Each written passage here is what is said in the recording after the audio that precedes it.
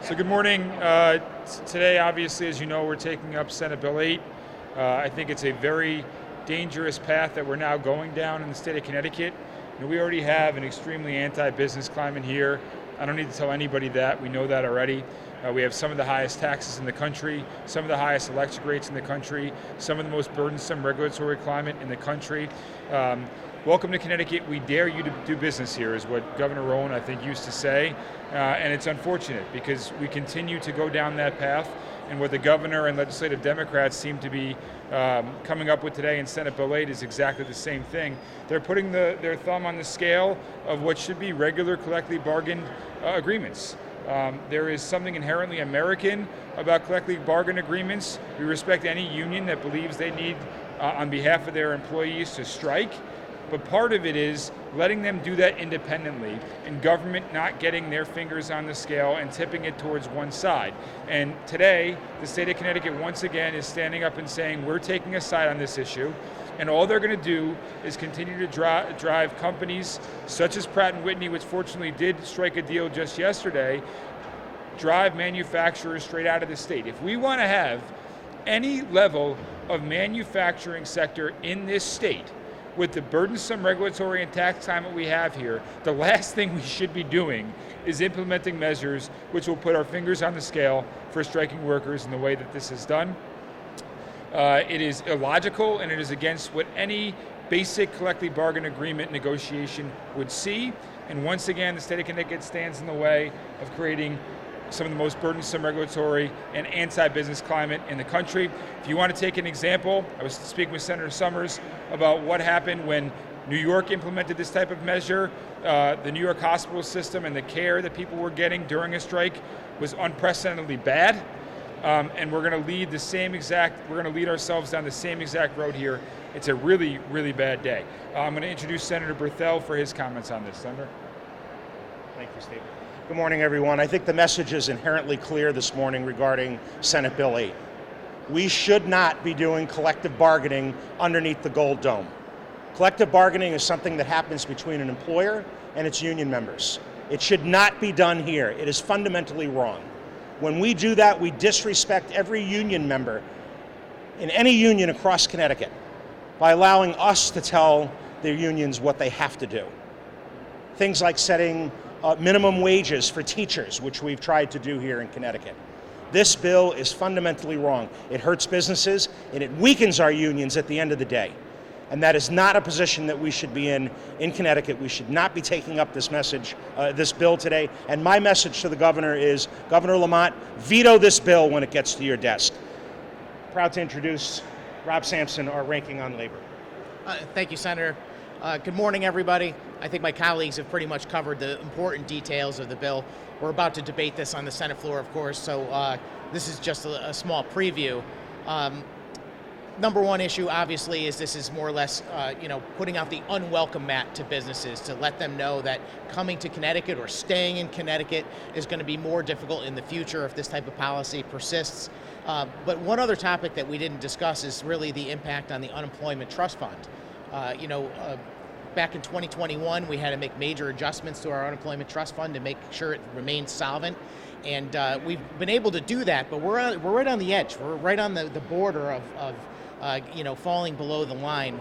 And I'm very fearful that if a policy like this is passed into law, that we're going to end up being in a situation where we're going to have to put further surcharges on business owners in the state to maintain our appropriate levels in our trust fund. It's a bad message to send. It upends the whole notion of fairness. This is supposed to be a negotiation between employers and employees. This is the legislature, as was pointed out. Senator Berthel mentioned, collective bargaining under the dome, something we talk about all the time, that the Labor Committee in the Connecticut legislature and its chairman come to this circle regularly, once a week probably, and tries to propose legislation that effectively is putting a thumb on the scale for labor.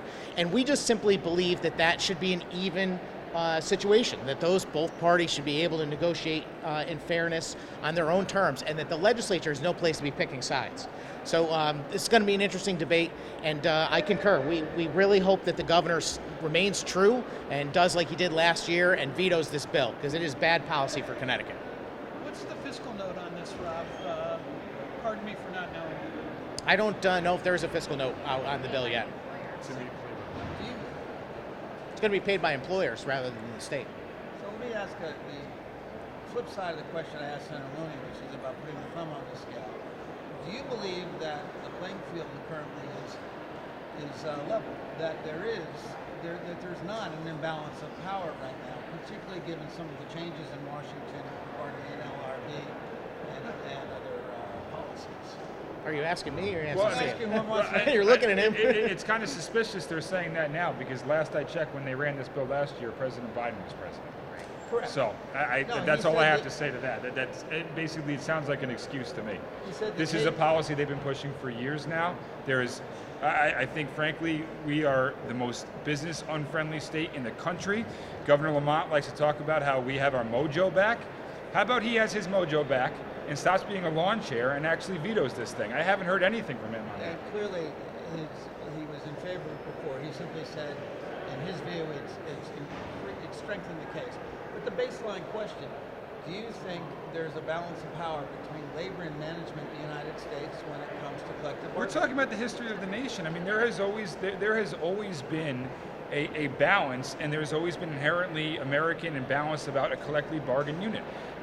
My grandfather was an MTA bus driver. My dad would tell me many stories in New York City about the fact that he would strike and it would be part of the striking workers to negotiate a better deal for him and his employees. I mean, I think that now all of a sudden this is the first time that I'm aware of, at least in the state history, in which we're putting our funds, mind you, employer funds, taxpayer funds, on the side of one particular side of the collective bargain agreement, and I believe probably on the Democratic side it has something to do with the fact that they believe these are the individuals that are going to help get them elected, the leadership of these unions at least. So I think they're saying that we're going to pick one particular side for political purposes, not for policy purposes, and certainly not for purposes of making business easier to do in the state of Connecticut. Once again, Governor Lamont, we call on you. If you believe our mojo is back in terms of bringing businesses here, this is going to drive businesses out. Get your mojo back and veto this bill like you said you were going to do last year. That's what we're asking you to do. The Democrats are going to run this. We're going to oppose it. We're going to vote no because it's anti-business. I would argue it's also anti-union for many of the rank and file union members because it's going to drive businesses and jobs and services out. Governor Lamont, join us like you did last year when you had a mojo and a backbone and veto this bill. Join us in the effort to oppose this. This will kill manufacturing like Electric Boat in Senator Summers' district and jobs across our state. We no longer want to be known as an anti-business climate. For once, maybe we can welcome businesses here. What a concept. I know the constituents back in my district would like to see a growing manufacturing sector, a growing job base in this state. All this is politics and an organization of Democrats in this building putting money on the side of people they think are going to vote for them as opposed to what is good policy.